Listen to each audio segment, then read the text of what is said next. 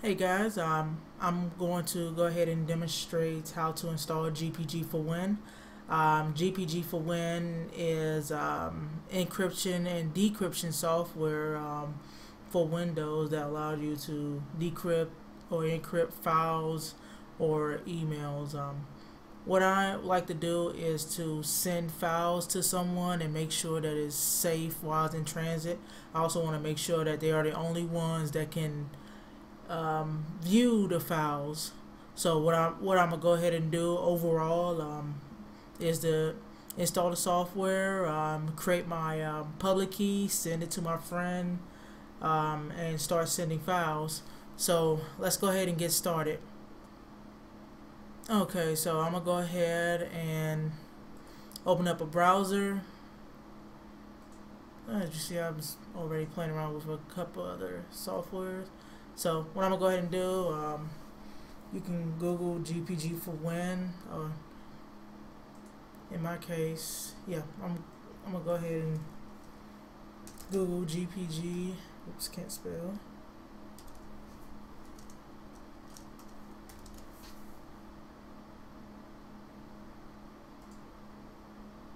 Oh, it came up anyway. So, go ahead and click on the link.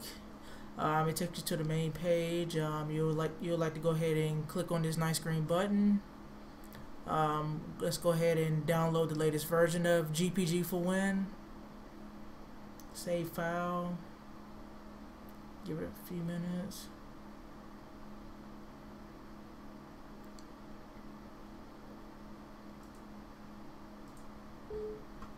Okay, now I'm gonna go ahead and start installing.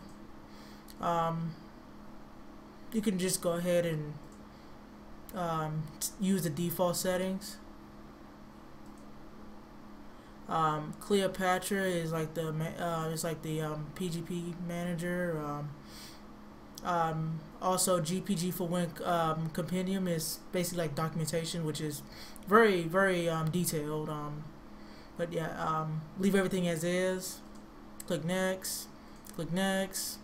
I'll save my icons to my desktop. Click next. Install. Give it a few. Alright, it has been installed. Click next. You can uncheck the README file if you like to read it, that's fine. Click finish. And you should see a icon called Cleopatra on your desktop. Double click on it. I'm gonna go ahead and close out Firefox. I don't need it. And here it is. I've been playing around with it, so I already have 2 certificates there. I'm gonna go ahead and delete them. I wasn't really using them anyway. Delete. Delete. So you have this nice interface. And what you mainly need to focus on are these 3 tabs here: My Certificates, Trusted Certificates, Other Certificates. My certificates will basically be, well, self-explanatory. The certificates that you created for yourself. Trusted certificates usually be certificates that came from your trading partner or a friend, that you're transferring files or receiving files to or from. Sometimes you might find trust certificates under My Certificates, but so what I'm gonna go ahead and do, I'm gonna go ahead and create a new certificate. So I'm gonna click on File, a new certificate. It gives you an option to create a personal OpenPGP key pair or a X509 key pair. For my purpose, I'm just going to create a personal OpenPGP PGP pair. So name. Okay, let's go ahead and just say test client email. I'm just gonna put some verbatim in. You don't have to put anything in common if you want to. That's fine. You can click on advanced settings. It'll tell you The key encryption string by default is 2048.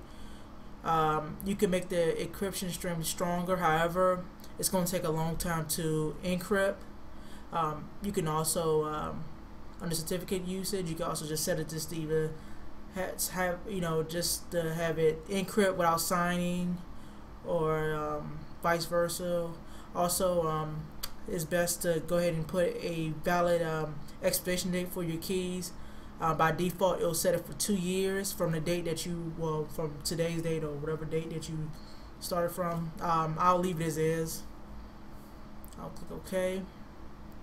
Then I'm gonna click next, and it'll just tell me the details that I inputted in the last field. And I'll click create key. Now it's an option if you want to create a passphrase. I really don't want to. You can. If you want to enhance the security, you can put a key phrase in. This would be for your private key. So I'm just gonna hit OK. I'm just gonna leave it blank. It'll give you a nice little warning, and you can either put a passphrase in or just leave it as is. So I'll click on take this one anyway, and then it'll pop up again, and I'll just take this anyway. And then finally it'll give you an option to say yes, protection is not needed. So if you don't want to use a passphrase, just keep hitting yes and OK. And it'll finally create the certificate. So now here it gives you an option to send a certificate by email. Let's just say you directly want to go ahead and send this information by email. Now I'm getting this message because I don't have a default email client on my computer, such as Outlook or Thunderbird, so I'm just gonna go ahead and close out of it. It's also suggested you can make a backup copy of your key pair. Stored in a safe place. For my purpose, I am going to save it to my desktop.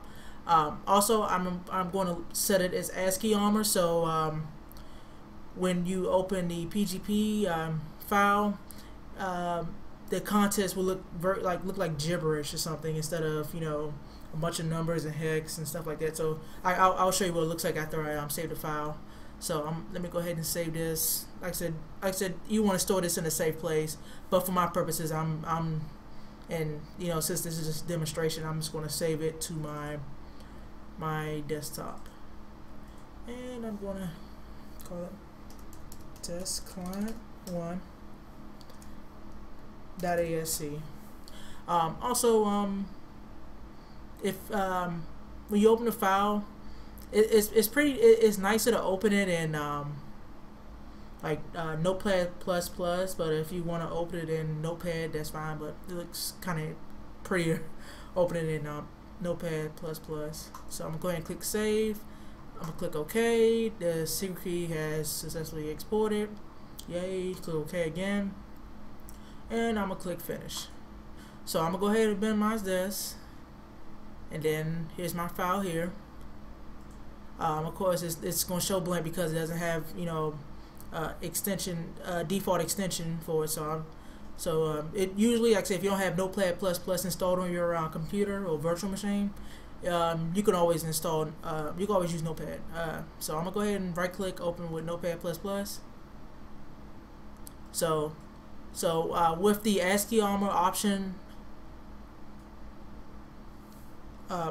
open, this what the PGP key block will look like. If you don't have the option open, it'll just look gibberish.